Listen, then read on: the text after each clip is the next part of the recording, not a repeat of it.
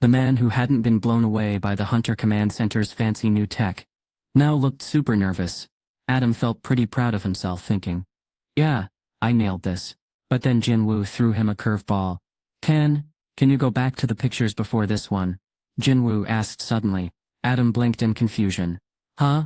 I want to see the earlier ones, Jin-Woo said. Shrugging, Adam flipped back through the images.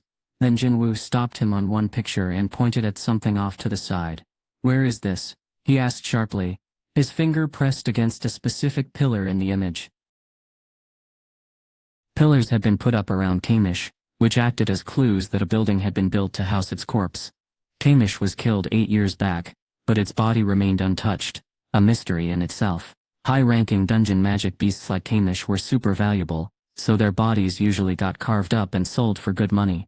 Jin-Woo couldn't wrap his head around why Kamish's body was still whole after all these years. Imagine this, tons of countries, companies, and labs would jump at the chance to get their hands on Kamish's body after his epic battle. But here's the twist, thanks to a photo. It looked like his body was still in one piece, except for some battle scars. Jin-Woo's eyes lit up at the thought of finally finding Kamish. Did the US keep Kamish's corpse? He asked excitedly. Adam, though confused by Jin-Woo's reaction, nodded and confirmed. Yes, that's right. Jin-Woo had been raving about the runestone every hunter on the planet would do anything to get. But he wasn't paying attention to it at all. Instead, his focus was on the magic beast's body lying in front of him. He pointed at a picture again. Where is this place? Let's go there. The other guy blinked in surprise. Huh? Jin-Woo smirked. Come on. I've been playing along with the Hunter Command Center for a while now. Can't you just grant me this one favor? There was a long pause before Adam finally spoke up. He seemed totally caught off guard but tried to think of a way to fix the situation. Jin-Woo and the Hunter Command Center were in a tricky situation where needing each other too much could put you at a loss. The HCC tried to get Jin-Woo's attention by using Mrs. Selner's power first. When that didn't work, they tempted him with Kamish's runestone. But what really caught his interest was something totally unexpected. Hey there. So, Adam might be catching a lucky break after all. The big bosses basically told everyone at the Hunter Command Center to do whatever it takes to get on Hunter Jin-Woo's son's good side. They want the agents to make sure he's more likely to switch sides and join the US. Pretty much, they're pulling out all the stops. If the Hunter Command Center had something, they were willing to hand it over to Jin-Woo. Adam reminded himself why he was there, and cleared his throat. Honestly, I don't know where Kamish's remains are. He admitted. I'm only told what I need to know. Jin-Woo's face dropped as he nodded. That made sense.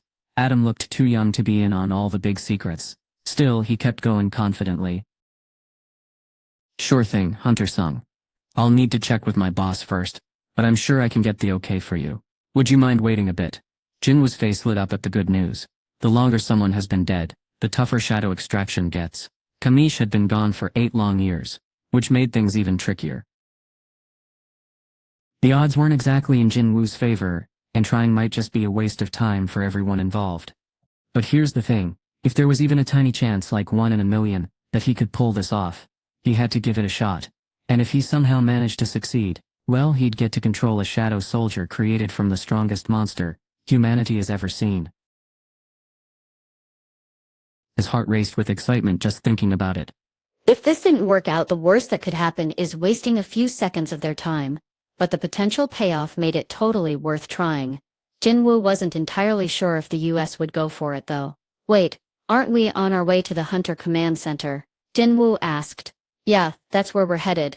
Adam replied. Cool, I'll just wait there then. Adam raised an eyebrow, unsure how to feel about Jin-Woo's sudden intense interest. Meanwhile, the director of the US Hunter Command Center and Assistant Director Connor exchanged a similarly puzzled look when they heard the news. So Hunter-sung is really here. Now? Adam nodded. What about the runestone? He didn't say anything about it. He had decided to leave Kamish's runestone to Jin-Woo, in hopes of convincing the Korean hunter to join forces with America. After all, stronger American hunters meant a stronger America. But, no sir, came the reply. He barely mentioned the runestone on the way here. That's not good. The director rubbed his chin thoughtfully. Jin-Woo reminded him of Thomas Andre. Both top predators were super unpredictable. At this point, the director figured that when people reached the pinnacle like those two had, They just saw the world in their own way. So he really just wants to see the beast's remains. Yes, sir. Adam nodded firmly. Overall, things had turned out pretty well for him. Adam's main goal had been to get Jin-Woo to sit down and talk things out. Since Jin-Woo showed up willingly at the Hunter Command Center, Adam had basically done his job. Now it was up to the people in charge to work out a deal. The director wasn't sure what to do next. I need to talk this over with Mr. Connor, he said. Adam stood up and left the director's office. The director scratched his head, confused. Why do you think Hunter Sung wants to see Kamish's remains? He asked. I'm not sure, Adam replied. But he's definitely not here to sightsee. Those beast bones must mean more to him than the rune stone. Skills were super important, after all. The best hunters would shell out big bucks for what they needed. Because skills equal power and power means staying alive. So is seeing the beast's body really more useful than learning a new skill? Michael and the other guy figured it out together. Maybe it has to do with Hunter Sung's ability. Michael said. The Hunter Command Center was super good at digging up info on hunters, and they had gathered a lot about Jin-Woo. Based on that information, they decided Jin-Woo was worthy enough to receive Mrs. Selner's ability in Kamish's runestone. Someone pointed out, doesn't his power only work on magic beasts he defeats himself? When Jin-Woo took down those ant magic beasts and shadow soldiers showed up in his army, after battling giants, giant shadow soldiers popped up too. The more Jin-Woo fought, the stronger he got. That's why the Hunter Command Center was super eager to get him on their team of US hunters, no matter what it took. But then comes this wild idea. What if Jin-Woo could bring back a magic beast that others had defeated long ago, and turn it into one of his shadow soldiers? The assistant director's eyes nearly popped out of his head. Oh my word, he muttered, stunned. Are you serious? Michael exclaimed, his voice shaking. He wants to turn Kamish into one of his minions. That's a terrible idea. Kamish was a total catastrophe for humanity. Michael couldn't believe what he was hearing. It all made sense now why Jin-Woo wasn't worried about the rune stone. The director's face turned pale, and he shook his head rapidly.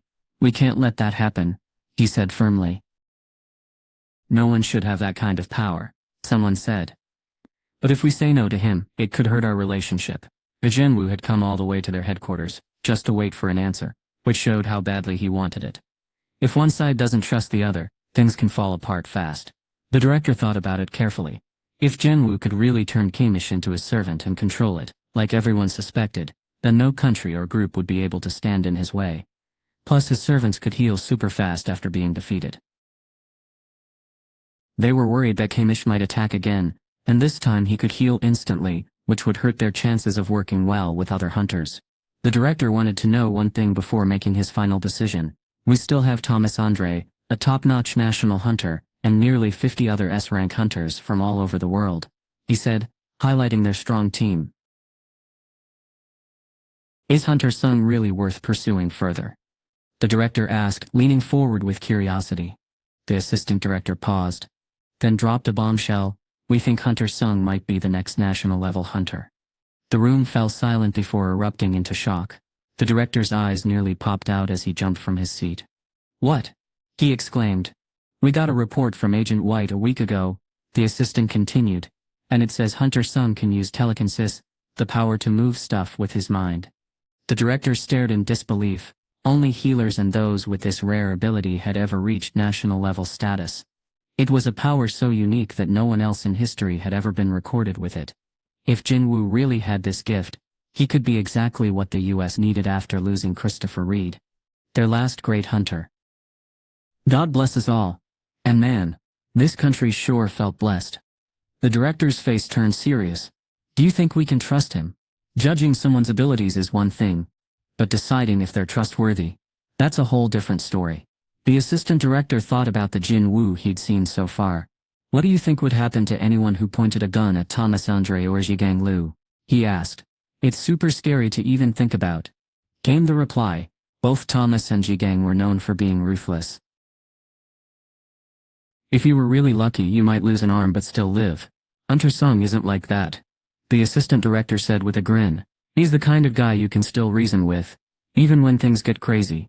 The director looked down, nodding in agreement. And let's not forget what he did in Japan. The assistant director added. When that dungeon broke out, no one else stepped up to fix it. But Hunter took care of it without asking for anything in return. This was a big deal compared to Yuri Orlov, who had demanded an insane 10 billion yen every single day. The director didn't need to think much longer. Hunter was clearly the better choice. He tightened his lips and stood up. I'll take him myself. This could be a great chance to see what he can do. The assistant director's face lit up as he also stood. By the way, sir, where exactly are Kamish's remains? The director smiled. Didn't you ever wonder why this building has 20 underground levels? Jin-Woo was led onto the elevator by the director. I'd rather talk somewhere quiet, he said. But I thought you'd want to hurry things up. Adam quickly translated for him.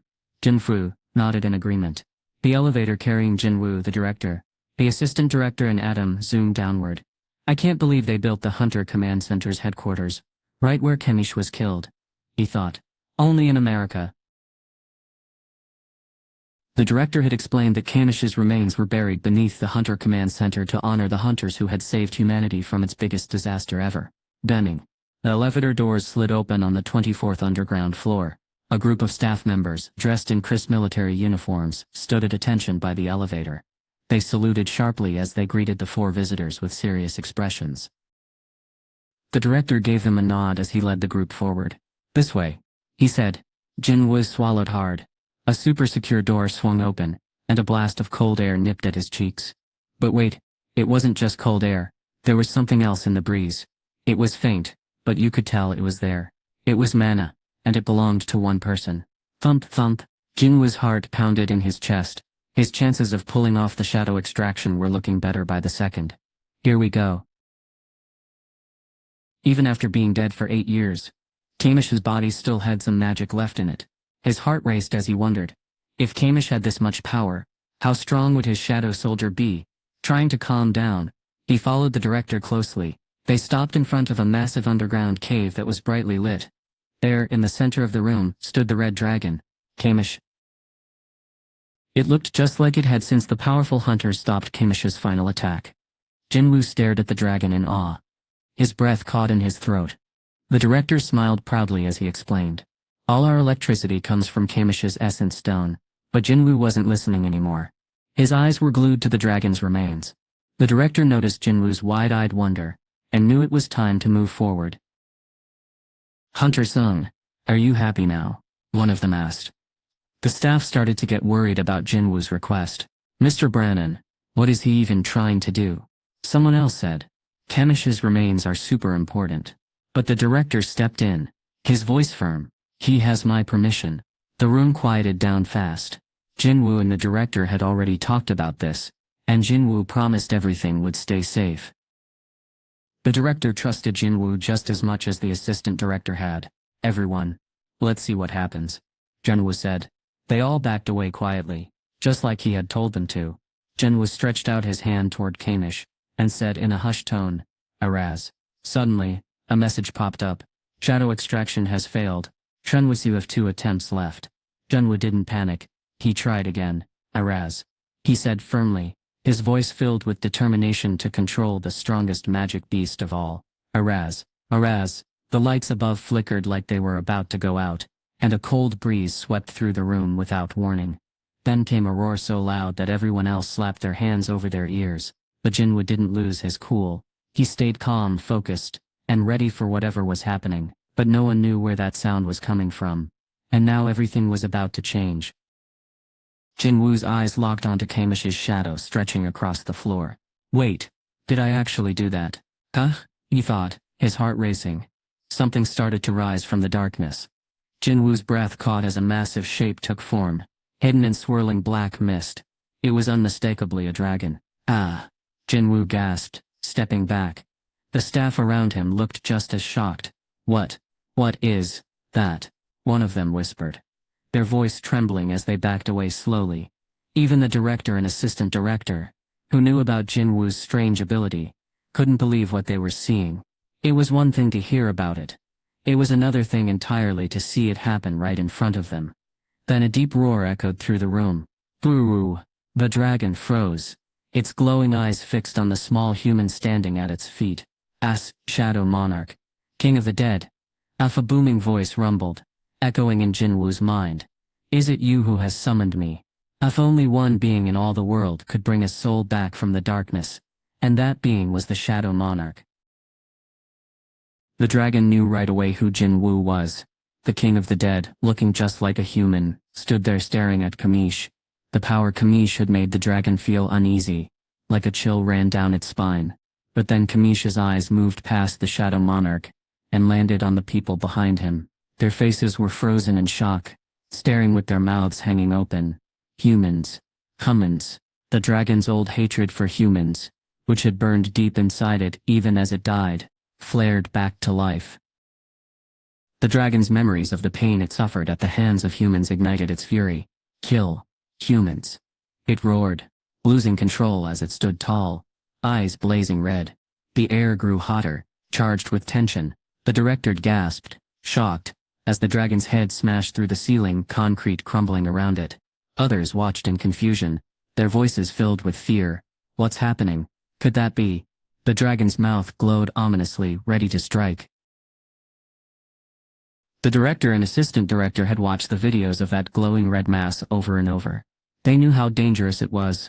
Adam shouted urgently, grabbing the director's shoulder. "Mr. Brannon, we need to get out of here. Now. How do you escape a dragon's breath?" Mr. Brannon replied, his voice shaking with fear. Once that red light was released, it would destroy not just this hidden lair, but the entire Hunter Command Center headquarters. No way to escape, the dragon was attacking. A loud thud echoed as one of the staff members' knees buckled. His face turning pale, two others frantically punched in the password to unlock the door. The director and his assistant exchanged worried glances. They both knew it was no use. Their eyes darted back and forth between Jin-Woo and the massive dragon. Suddenly, a deafening roar shook the room. Ra. Full. The glowing red light morphed into a fiery inferno. The dragon stood there, ready to breathe fire at the humans in front of it. "Die!" it roared. Just then, Jin-Woo shouted, "Stop!" The people from the association, who had covered their faces, because of the intense light, slowly lowered their hands. They thought they were goners, but that wasn't the end after all. How? A long time ago, the dragon had torched hundreds of hunters with its fiery breath. But now, just one hunter was enough to stop it in its tracks. The director stared at Jin-Woo in shock. And just when he thought things couldn't get any weirder, Jin-Woo turned to Kamish and said, "That essence stone that used to be inside your head. Yeah, it's been gone for a long time. You don't have to listen to the rulers anymore." The assistant director trembled with confusion. "Is he talking like a magic beast?" Someone muttered, bewildered. "I've never seen anything like this." While everyone else was stunned, Jin-Woo felt a wave of relief wash over him. His quick plan had worked, and that's all that mattered.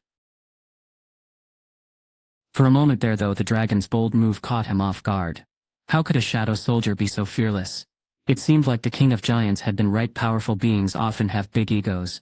The dragon itself was surprised by how easily it obeyed the new monarch. So this is what it feels like to serve the shadow monarch, Kamish had said to himself, lowering his body in respect for Jin-Woo. The humans jolted back as the dragon moved, but let out a breath they didn't know they were holding when nothing else happened. The dragon's nose gently touched the floor, and in a deep rumble that sounded like thunder, it said, "I, once a servant of the great Dragon King, lowers my head to you, my new master." Even though his voice was rough and growly, typical for such big creatures, Kamish spoke with total respect. Jin-Woo walked up to Kamish, the dragon, and gently placed a hand on its snout. The dragon closed its eyes, feeling calm from Jin-Woo's touch. A strange sense of relaxation spread through its body. Jin-Woo felt the dragon's mood lift, making his heart race with excitement. Boom! Kamish is really my soldier now, Jin-Woo thought, smiling happily. Adam watched in amazement, until something else caught his eye. "Mr. Connor. Is Kamish wagging its tail now?" Kamish was known as the worst disaster in history. Not some cuddly pet, so Adam's question seemed like crazy talk. But there was no better way to describe what was happening. Kamish's tail was indeed swishing back and forth. Whoa! Jin-Woo pulled his hand away from the dragon's nose, and Kamish stopped wagging its tail, looking up at him with curiosity. People called this dragon Kamish for simplicity, but Jin-Woo was thinking of a cooler name for his new shadowy companion. He remembered what the dragon had said when they first met. "You once served the Dragon King, right?" he asked. The dragon nodded. "Yes, my king. I serve the king of wild dragons, who rules over destruction, and also the king of the dead, known as the Shadow Monarch, and even the king of giants, the monarch of the beginning.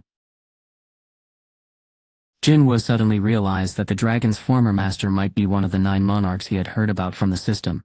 But right now, that wasn't important. He really wanted to give the dragon back its original name. So, what's your Jin-Woo couldn't finish his question. His eyes widened in shock as he stared at the dragon. The dragon's body was slowly crumbling away like sand melting into nothingness.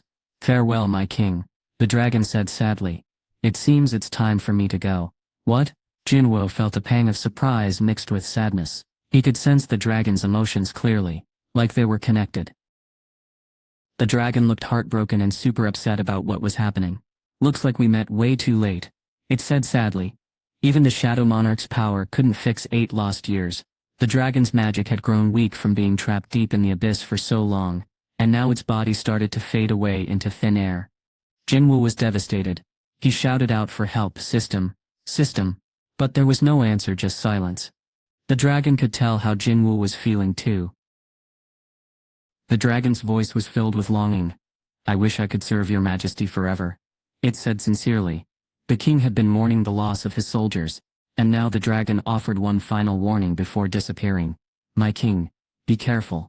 There are 4 humans who have taken the powers of the rulers. As the dragon's body faded away, its voice grew weaker but still clear. It was a short time, but I'm honored to have served. And just like that, the dragon vanished, leaving the room in silence. The lights finally stopped flickering. The director rushed over, looking confused like he wasn't sure what was happening. He stared at the dragon's remains, but they seemed perfectly fine. Jin-Woo, though, looked like he'd been punched in the gut. He stood there, frozen, staring at the spot where the dragon had just disappeared.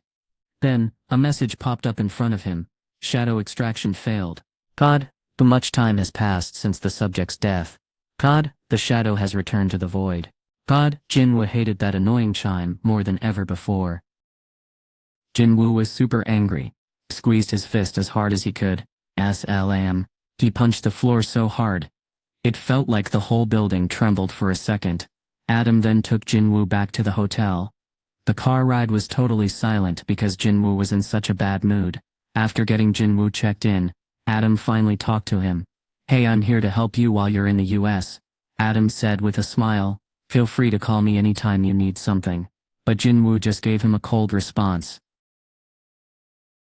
Sure, Adam said.